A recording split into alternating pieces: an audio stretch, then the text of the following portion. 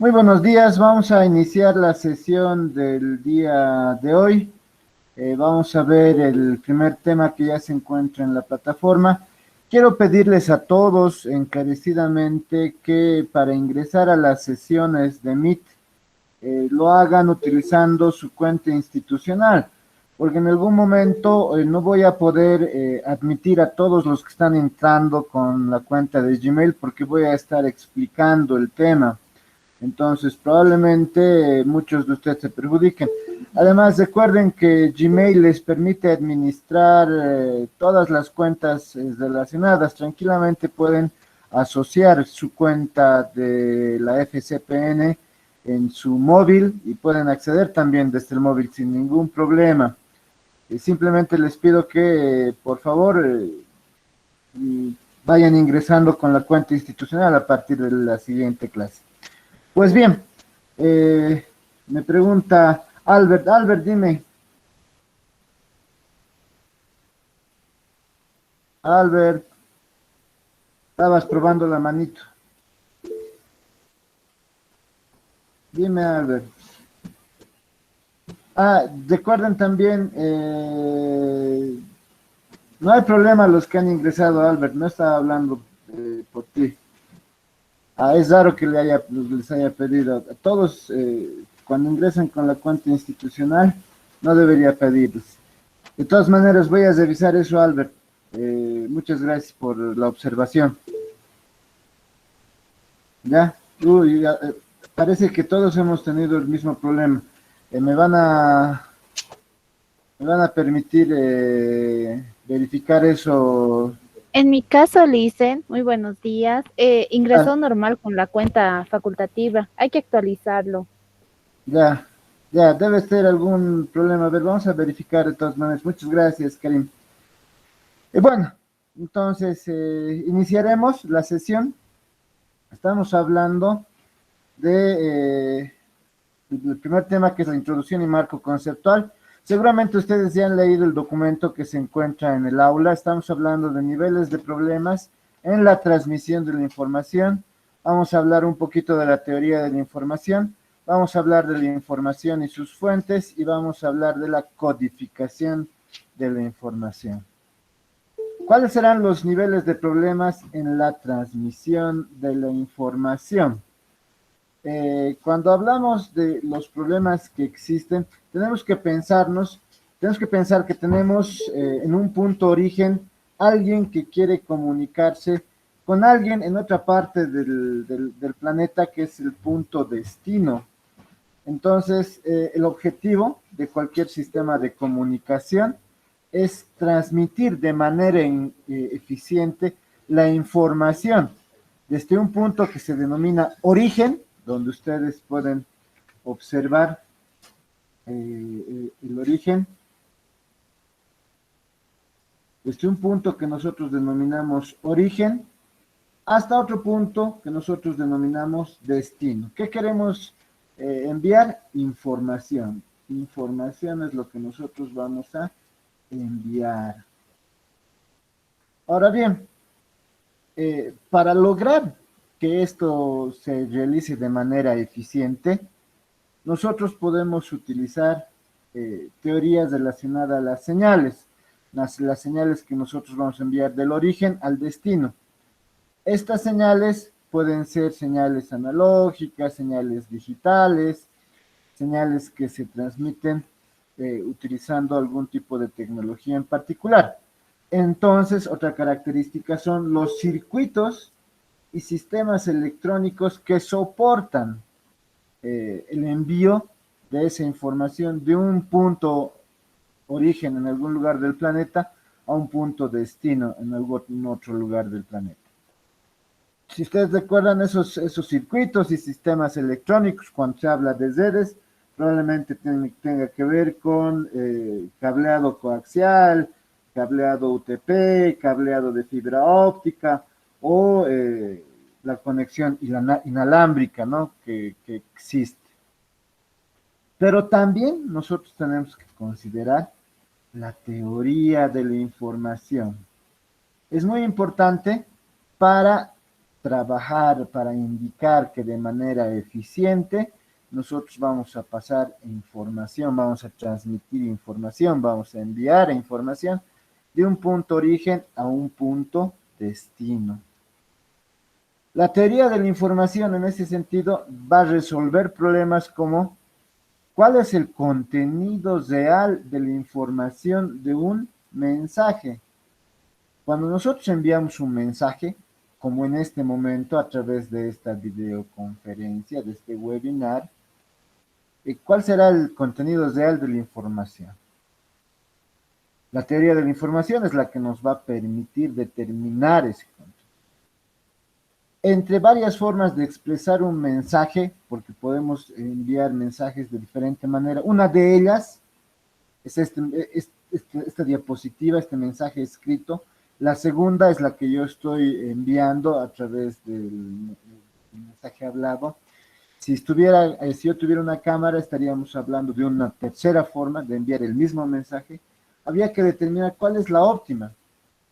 Particularmente si queremos optimizar el tiempo invertido para transmitirla, el ancho de banda y la cantidad de símbolos o señales para representarlo. Es muy importante para la teoría de la información, y por eso se la estudia, determinar el tiempo que tarda en enviarse un mensaje desde un punto origen a uno destino, el ancho de banda que se va a utilizar y la cantidad de símbolos o señales para representar. Otro problema que resuelve la teoría de la información es si estos mensajes se codifican tanto para su almacenamiento como para su transmisión, ¿cómo selecciono o diseño un código óptimo para ello? Es decir, ¿cuál es el mejor código? ¿Cuál es el mejor código que voy a utilizar? ¿De acuerdo? ¿Cuál es la capacidad máxima? Otro problema, ¿cuál es la capacidad máxima que un determinado medio o canal específico de comunicación tiene para transmitir información? ¿De acuerdo? Es otro problema que resuelve la teoría de la información. Además, ¿cómo se acopla el canal de comunicación con la fuente de información a fin de lograr la máxima transferencia de información por el canal, con una mínima probabilidad de pérdida de información? Lo que queremos es que el canal esté íntimamente relacionado con la fuente de información, de tal manera de que se logre una máxima transferencia de información con una mínima probabilidad de pérdida de esta información. ¿De acuerdo? Además, ¿cómo puede el receptor de la información procurar que la posibilidad de error sea mínima? ¿Cómo podemos hacer que cuando se reciba la información, el error sea mínimo? Además de cómo este receptor puede darse cuenta de este error y cómo puede corregirlo. ¿De acuerdo? Además, otro de los problemas que soluciona la teoría de información es cómo lograr introducir cambios en la estructura de la información. ¿Para qué? Para facilitar su inmunidad a perturbaciones naturales o artificiales, ruido. Definitivamente este es un hecho comprobado. Toda la información que se envía a través de cualquier medio o canal tiene ruido. Como en este momento, pueden ustedes estar escuchando algunas voces de fondo, algún ruido de fondo y se concentran en eso, en lugar de concentrarse en lo que estoy explicando. Están en su casa, pero como yo no puedo verlos, porque si les hago prender a todos la cámara, su ancho de banda se va a reducir y probablemente tengan algunos problemas de conexión. Todos están viendo al mismo tiempo que me están viendo a mí, echados en la cama todavía en pijama, están viendo su novela de la mañana, están viendo algún programa, siempre hay ruido, ¿de acuerdo? Eso es innegable. Entonces, lo que queremos es tratar de hacer algunos cambios para que este ruido disminuya o desaparezca. Otra de los problemas que quieres resolver la teoría de la información es descartar la información frente a eventuales errores en la transmisión. Recuerden que siempre va a haber errores en la transmisión. Por algún motivo, ya sea por el ruido, por las condiciones del canal, la decodificación o la codificación del mensaje que puede ser interpretado por el receptor o enviado por el emisor. Entonces, siempre pueden ocurrir errores. Entonces, lo que se intenta es descartar la información para que se llegue de manera eficiente ante la presencia de errores en la transmisión. Además, otro de los objetivos de la teoría de información es, cuando trata de resolver problemas, es introducir cambios en la estructura de la información. ¿Para qué? Para encriptarla para una mínima posibilidad de captura desde sectores no autorizados. Aquí ya estamos hablando de una de las propiedades de la información, de la seguridad de la información, que tiene que ver con la confidencialidad. También decimos minimizar el número de elementos de código necesarios para representar la información. Estamos hablando de la compresión. Cuando hablamos de la compresión, estamos hablando de la transmisión de información. ¿De acuerdo? Ahora, otra de las cosas que nosotros nos preguntamos, ¿cuándo un sistema es complejo? ¿Por qué? Porque estamos hablando de transmisión de información, de sistemas. Entonces, necesariamente nos tenemos que preguntar, ¿cuándo un sistema es complejo? En la imagen, ustedes, ¿cuál es el sistema más complejo?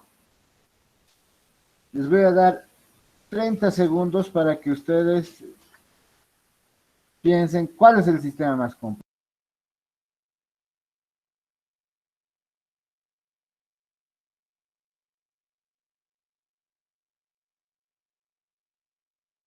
¿Será el sistema A? ¿Será el sistema B? ¿Cuál será más complejo?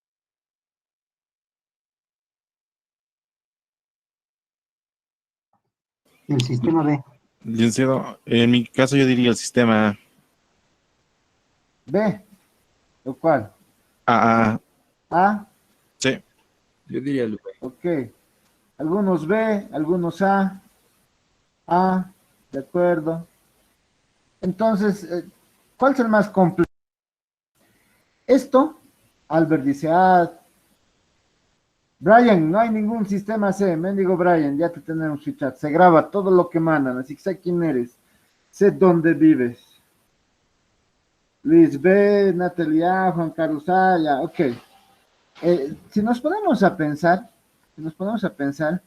eso depende de la observación humana, por eso cada uno de ustedes tiene alguna idea diferente, y de alguna clasificación que ustedes mentalmente le hayan dado. Han dicho el sistema A es más complejo desde alguna perspectiva, desde alguna forma en que ustedes han observado. Ya, eso es un caso. Otro caso puede estar, y que también seguramente han considerado, de acuerdo al número de partes o elementos. El sistema A tiene 4 elementos, en cambio el sistema B tiene 9 elementos. Tal vez por eso ustedes han considerado que es más complejo. La dimensión, ¿cómo se mide? Podemos decir que A o B tiene alguna cuantificación, ¿no? Alguna cuantificación. Entonces podríamos hablar de una dimensión. También el número de parámetros que controlan el sistema. Probablemente para que el sistema A esté en equilibrio, tengamos que incluir muchos más parámetros, porque puede estar en reposo o puede estar estático, pero también entendemos que el sistema B puede tener mucho menos parámetros porque son las flechas que indican cómo interactúan con los otros, ¿no? Tal vez. Pero también podemos considerar la descripción mínima, el lenguaje que estamos usando para representar ya sea el sistema A o el sistema B. Podemos también pensar cuál es generador o constructor mínimo a partir del cual se puede crear otros sistemas. Y si hablamos físicamente, podemos hablar de la energía, el tiempo mínimo que se ha utilizado para construirlos. Recuerden que el tema de complejidad nos lleva a pensar en un equilibrio. Cuando hablamos de la complejidad de los sistemas, estamos hablando desde una de las perspectivas muy importantes que nos ha dado físicamente la termodinámica, que tiene que ver con la entropía, que es uno de los temas que vamos a ver más adelante. Eso es innegable. Por eso decimos, un primer enfoque está relacionado a las mediciones sobre cuán sorpresivo o inesperado es un evento. Cuando nosotros queremos determinar la complejidad, decimos, el sistema A determina algún evento que sea sorpresivo o inesperado. El sistema B lo hace. Entonces, probablemente la complejidad tenga que ver con eso, con la sorpresa o lo inesperado de un evento. Por ejemplo, vamos a hablar. Si nosotros, el día del partido de Bolivia contra Argentina, hubiéramos ganado, ¿eso era sorpresivo o inesperado? Ambos, ¿no es cierto? Y probablemente iba a proporcionarnos mucha información que no sabíamos. Porque claro, todo el mundo pensaba que íbamos a perder, como ha ocurrido, ¿no? Ahora, si yo les digo, por ejemplo, el resultado, Brasil va a salir campeón de la Copa América. Entonces uno tendría que pensar si eso cuando ocurra es algo sorpresivo, inesperado o es algo que se esperaba. La información se mide de esa manera, ¿sí? Si todos decimos yo conozco, levantamos el pulgar arriba y decimos sí, lo conozco. Conozco qué es la entropía desde la perspectiva de la termodinámica, lo he visto en física 2, hasta en laboratorio he visto, por ejemplo. Levantamos el pulgar arriba si sabemos. Si no sabemos, porque esto es algo que no desconocemos, ponemos el pulgar abajo y decimos, no, esto es lo que me está diciendo de la entropía en la termodinámica, es muy, muy sorpresivo, es algo que no me esperaba. Eso me está dando más información. Recuerden que cuando es algo que ustedes conocen, cuando es algo que ustedes saben, estamos hablando que tiene poca información. Cuando es algo que ustedes no saben, no conocen, estamos hablando que tiene más información. ¿Ok? ¿Alguna pregunta hasta aquí? Muy bien. Hablemos un poco entonces de la teoría de la información. La teoría de la información se ha publicado en 1948 por Claude Shannon, que en ese momento trabajaba en los laboratorios Bell y Mead. La teoría de la información, más o menos, tiene la siguiente estructura desde la perspectiva de Shannon. Existe una fuente de información que va a ser utilizada por el transmisor. Esa fuente de información nos va a permitir enviar mensajes a través de un dispositivo, ¿no? Este dispositivo es un transmisor, ¿no? Recordemos, este transmisor va a agarrar este mensaje y lo va a enviar a través de un canal. Pero nosotros sabemos que este mensaje se codifica. Nosotros vamos a codificar este mensaje y ese mensaje codificado es la señal que se va a enviar a través de un canal. Nosotros también sabemos que todo canal tiene ruido.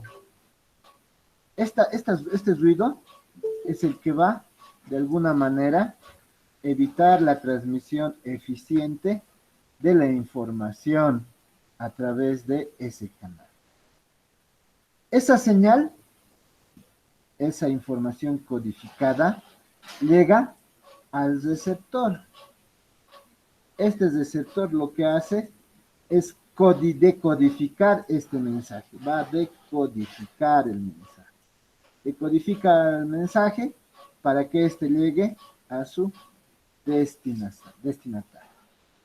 Entonces, esta es básicamente una explicación detallada de cómo ocurre el proceso de información, que como ustedes observan es unidireccional. Cuando hablamos de información, estamos hablando que es unidireccional, de la fuente de información al destinatario, en una sola dirección. ¿De acuerdo? La teoría de la información entonces tiene como objetivos determinar cuál es la cantidad de información útil. Entonces, lo que intenta es medir, cuantificar la información. Además, otro de los objetivos es determinar la forma en que se transmite, si esta es eficiente o no. Y recordemos que para hacer eso se va a medir a través de probabilidades. ¿Por qué? Porque la información es aleatoria. Una de las características de la información es que esta es aleatoria. Entonces, ya de manera formal podemos decir, la teoría de la información es un campo de la cibernética que se ocupa de la descripción y evaluación matemática de los métodos de transmisión, conservación, extracción, clasificación y medida de la información. Entonces, cada vez que hablemos de la teoría de la información, vamos a hablar que es un campo de la cibernética y que va a manejar de manera matemática, a partir de una descripción y evaluación, esos métodos que nosotros utilizamos para transmitir, conservar, extraer, clasificar y seguramente medir la información. El estudio de la teoría de la información debe permitir conocer técnicas de cifrado, o sea, el fin último de la teoría de la información es sentar las bases para conocer técnicas de cifrado, para la corrección y detección de errores en la transmisión de la información y para la eliminación de la redundancia. Entonces, recordemos, el fin último tiene que ver de la teoría de la información, tiene que ver con conocer técnicas de cifrado, corrección y detección de errores y eliminación de redundancia. Hablemos ahora de la información y sus fuentes. La información, como acabamos de mencionar, puede ser medida como una cantidad. Y las cantidades de información, entonces, se pueden describir y comparar. Podemos medir. Y si podemos medir, podemos describir y comparar. Entonces, cualquier suceso, y lo vamos a denominar ese suceso E, puede representarse con una probabilidad, puede presentarse con una probabilidad P sub E. ¿Eso qué quiere decir?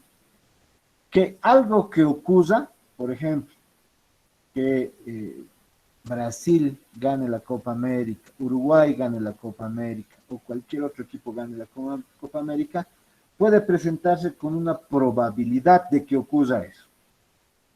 Entonces, la cantidad de información, que vamos a denominar I de E, la cantidad de información, porque queremos cuantificar esa cantidad de información, es igual al logaritmo de 1 sobre la probabilidad de que ese suceso ocurra. Estamos diciendo la cantidad de información, cuando ocurra de que Brasil sea campeón o Uruguay sea campeón, la vamos a medir como el logaritmo de 1 sobre la probabilidad de que ocurra ese suceso. Y como toda medida, esta se cuantifica con alguna unidad de información. Entonces, recordemos, I de E es la cantidad de información a partir de ahora. Cuando hablamos, además decíamos que esta cantidad de información se mide en unidades de información. Vamos a medir esto en unidades de información. Vamos a decir que esta unidad de información se determina en base a la base del logaritmo. ¿Cómo determinamos la unidad de la información? En base o a partir de la base del logaritmo. Entonces, si es un logaritmo en base 2, la unidad de información será el bit. Si es un logaritmo en base E, o un logaritmo neperiano como lo conocemos, la unidad de información va a ser el nat. Si la base del logaritmo es la base 10, la base decimal, la unidad de información se va a denominar Hartley. Y tenemos algunos factores de conversión, ¿no? Un Hartley es igual a 3.32 bits. Un NAT es igual a 1.44 bits, ¿no? Entonces, tranquilamente nosotros podemos utilizar una regla de 3 para determinar cuántos bits hacen un determinado Hartley o cuántos Hartleys hacen un determinado bit, ¿no? O NAT, como acabamos de ver. Tenemos algunas propiedades que las vamos a suponer. Ya les decía, tenemos sucesos. S sub I, vamos a denominar un suceso. Uruguay campeón. S sub J, vamos a denominar otro suceso. Brasil campeón, digamos, ¿no? Entonces, la cantidad de información de uno de estos sucesos, siempre va a ser mayor o igual que 0. ¿Eso qué quiere decir? Que nos va a proveer algún tipo de información. Si la cantidad de información es 0, entonces eso va a ocurrir si solamente si la probabilidad de que ocurra ese suceso es 1. ¿Qué quiere decir eso? Si nosotros conocemos lo que va a ocurrir, la probabilidad de ocurrencia es 1, es sí o sí va a pasar. Entonces, ¿cuánta información yo sabré? 0, no. Si su probabilidad de ocurrencia es 1, es algo que va a pasar, entonces la cantidad de información que me da es 0. Como les decía, si ustedes saben que Brasil va a salir campeón, es algo que nos dará información. No, es algo que todos sabíamos. Por ejemplo, el Strongest es el único tricampeón. Eso es de conocimiento general. ¿Cuánta información nos da? Ninguna. Por eso, si la cantidad de información es 0, eso quiere decir que la probabilidad de que ocurra ese suceso es 1. Siempre va a ocurrir. Además,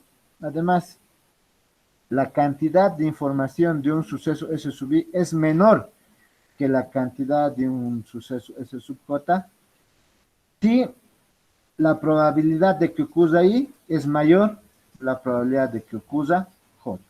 Por esta idea que estamos diciendo, ¿no?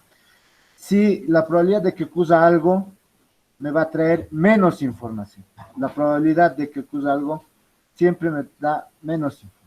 Por ejemplo, si yo sé que esto va a ocurrir, la cantidad de información es cerca a 0. Si esto es mayor a esto, obviamente la cantidad de información de ese suceso es menor.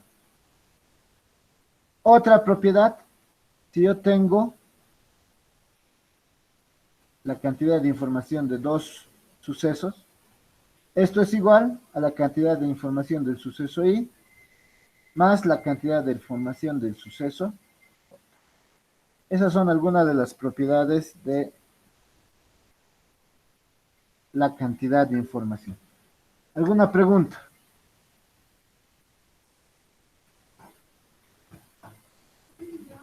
preguntas. Ok, vamos a continuar.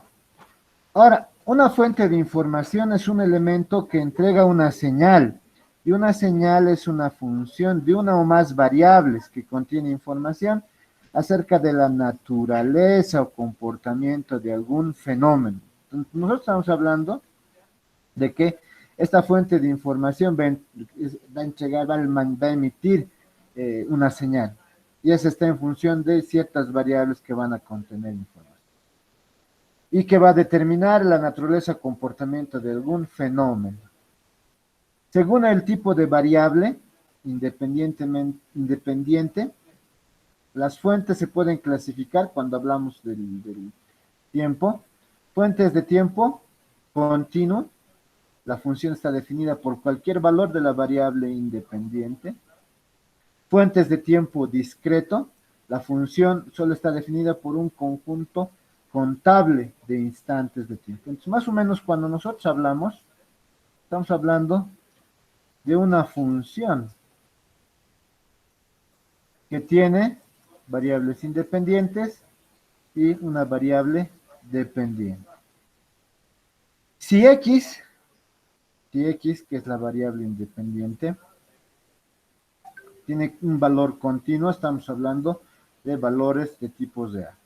En cambio, si x es una función de tiempo discreto, el conjunto de x son un conjunto contable de instantes en el tiempo, ¿no?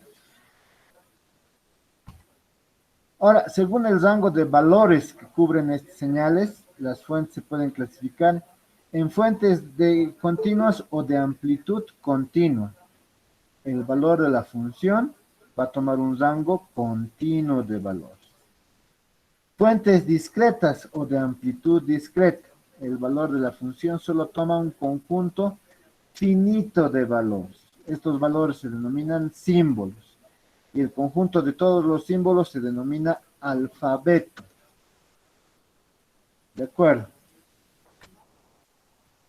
Ahora, las fuentes digitales, que son fuentes discretas de tiempo discreto, estamos hablando particularmente de estas fuentes de amplitud discreta y que al mismo tiempo son fuentes de tiempo discreto. Por eso hablamos de que las fuentes digitales son fuentes discretas, estas que van a ser un conjunto de símbolos, y este conjunto de símbolos va a formar un alfabeto. De tiempo discreto, el tiempo discreto va a determinar que sea un conjunto contable de instantes en el tiempo. Nosotros estamos hablando, por ejemplo, de que vamos a tener en un tiempo T1 una variable, digamos A. Después estamos hablando de un tiempo T2, vamos a tener otra variable B. Estas son fuentes discretas porque son un conjunto de símbolos y probablemente su alfabeto sea de la A a la Z. Ahora hablamos de tiempo discreto porque este tiempo son escalas de tiempo, tiempo 1, tiempo 2, que tienen una periodicidad definida. Estas fuentes digitales, como acabamos de ver, entonces, se clasifican en dos: de memoria nula, fuentes de memoria nula, o sin memoria. Los símbolos son estadísticamente independientes entre sí. ¿Eso qué quiere decir? Que a medida que salgan los símbolos, estos no van a depender de algún valor anterior. En cambio, cuando tenemos fuentes con memoria, la aparición de los símbolos no es estadísticamente independiente, sino se va a considerar los símbolos que han salido anteriormente.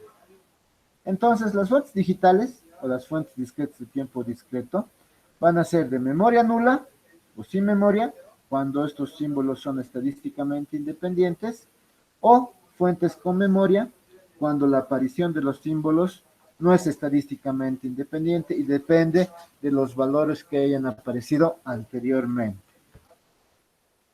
Por último, vamos a hablar de la codificación de la información.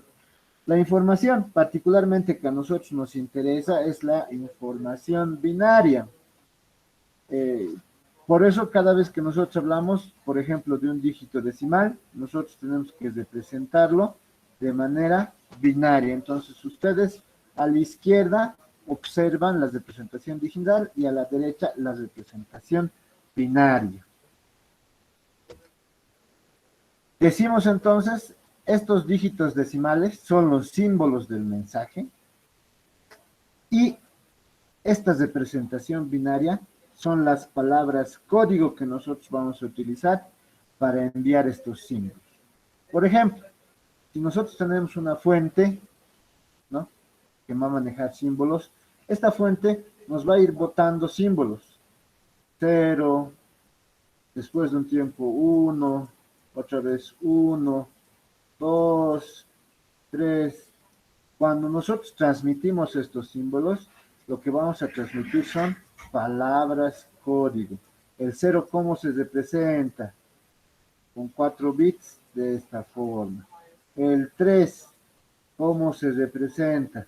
Con 4 bits de esta forma. Y eso que nosotros estamos enviando son palabras código. ¿Alguna pregunta hasta aquí? Preguntas. No les hacen preguntas. Ya, muy bien. Nos vemos 10:30. Vamos a continuar a las 10:30. Voy a primero cerrar, voy a detener la grabación para no ser muy largo.